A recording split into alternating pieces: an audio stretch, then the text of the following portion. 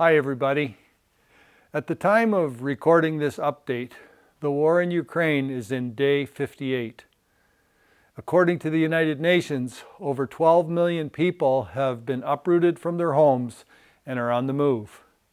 12 million, that's a difficult number to picture. How many is 12 million?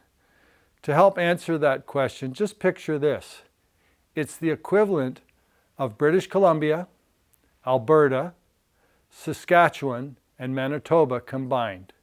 All of Western Canada, every man, woman, and child.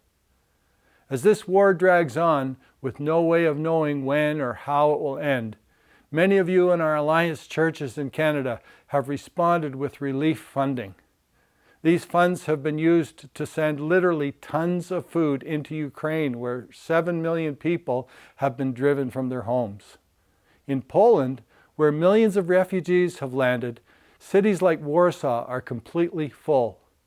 Through your continued giving to the Ukraine Refugee Support Fund, our Polish brothers and sisters are providing housing, food in both churches, buildings, and private homes. Because of your financial contributions, we're able to provide food and supplies that enable them to continue this long-term ministry. I recently spoke on a Zoom call with Adam Dulinski, one of our young Polish pastors. His congregation is fairly new, only about 50 or 60 adults. Since the outbreak of the war, they have opened their homes to Ukrainian refugees. Listen now as we talked about how we in Canada can pray for them. Adam, I think as I listen to you, to sum it up, they need physical strength. Like your hosts, you need wisdom.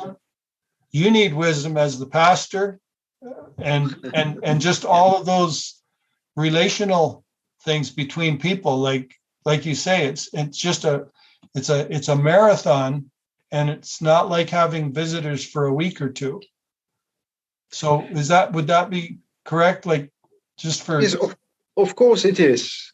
And on the end of it, I mean, at the beginning of it, when we're speaking about the hosts, most of them, if you ask them what they would be praying for, yes, they wouldn't even mention themselves.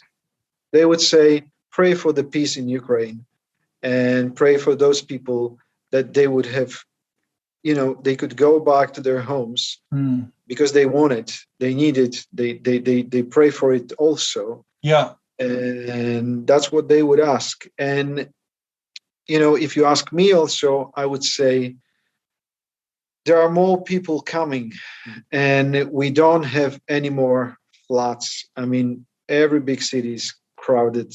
We need more space. We don't know where to find it. And we don't want for those people to sleep, I don't know where, on the street.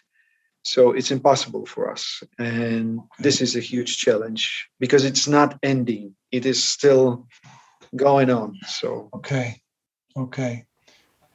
And so as this terrible war continues, and as our brothers and sisters in Poland continue to minister, please continue to pray for them and pray that this war would come to an end.